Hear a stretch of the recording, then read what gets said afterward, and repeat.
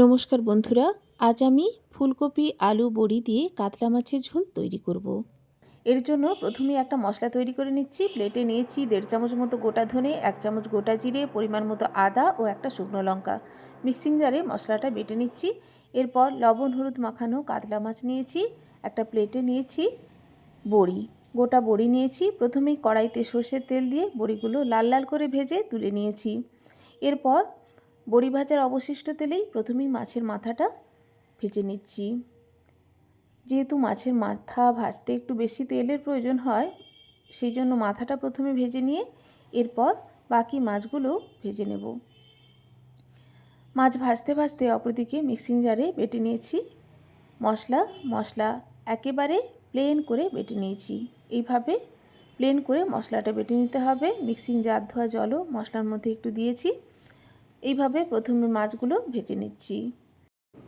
ওই যে দেখুন, ছোট্ট একটা হাত এগিয়ে আসছে বড়ি ভাজার দিকে। ভাজা বড়ি খাবে বলে, ভাজা আছে দেখে বড়ি খাবে বলে ছুটে এসেছে। ঠাম্মার হাতের তৈরি নরম নরম বড়ি খেতে আমার এই ছোট্ট শ্রিয়া খুব ভালোবাসে। আর ওর ঠাম্মাও নাতনির কথা মাথায় রেখে বড়িগুলো খুব নরম করে নিজের হাতে তৈরি করেছে। অপরদিকে দেখুন, সমস্ত মাছ আমি ভেজে নিয়েছি। এইভাবে সমস্ত মাছ ভাজা হলে ভাজা মাছ তুলে রেখে দিয়ে কড়াইতে আরও কিছুটা বড়ি ভেজে নিচ্ছি। এরপর তেলের উপর দিয়ে দিচ্ছি কেটে রাখা ফুলকপি একটু নাড়াচাড়া করে নিয়ে পরিমাণ মতো লবণ দিয়ে আবারও একটু নাড়াচাড়া করে নিয়ে ঢাকা চাপা দিয়ে গ্যাসের ফ্লেম লোতে রেখে ফুলকপি ভালো করে ভেজে নিয়েছি। এইভাবে ভাজতে ভাজতে ফুলকপি কিন্তু প্রায় 90% মতো সেদ্ধ হয়ে গেছে। আবারও তেল অ্যাড করে একটা তেজপাতা, গোটা জিরে ফোড়নে দিয়ে দিচ্ছি কেটে রাখা আলু ঝোলের জন্য এইভাবে লম্বা করে কেটেছি। আলু একটু নাড়াচাড়া করে নিয়ে পরিমাণ মতো লবণ দিয়ে ঢাকা দিয়ে মিনিট 3 রেখে দিয়েছিলাম।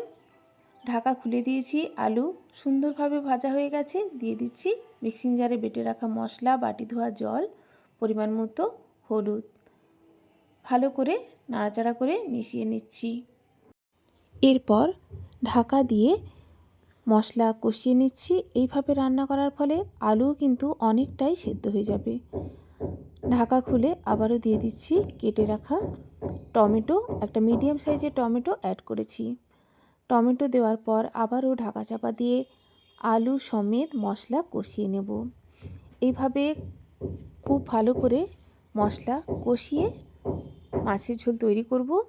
পেঁয়াজ রসুন ছাড়াও এইরকম আদা জিরে ধনে বাটা দিয়ে তৈরি করা মাছের ঝোল খেতে কিন্তু অপূর্ব হয়। ঢাকা চাপা দিয়ে খুব ভালো করে মশলা আলুর সাথে কষিয়ে নিয়েছি। টমেটো কষানো হয়ে গেছে। পরিমাণ মতো ঝোলের জন্য জল দিয়ে ঢাকা দিয়ে আবারও একটু রান্না করে নিয়েছিলাম। দেখুন, আলু কিন্তু সম্পূর্ণ সেদ্ধ হয়ে গেছে। দিয়ে দিচ্ছি ভেজে রাখা ফুলকপি দিয়ে মিনিট 2 জন্য ঢাকা দিয়ে ফুটিয়ে নেব। ফলে ফুলকপির মধ্যেও মশলার ফ্লেভারটা খুব ভালো করে ঢুকে যাবে। এরপর একে একে সমস্ত মাছ দিয়ে দিচ্ছি। মাছ দিয়ে হালকা হাতে একটু নাড়াচাড়া করে নিচ্ছি।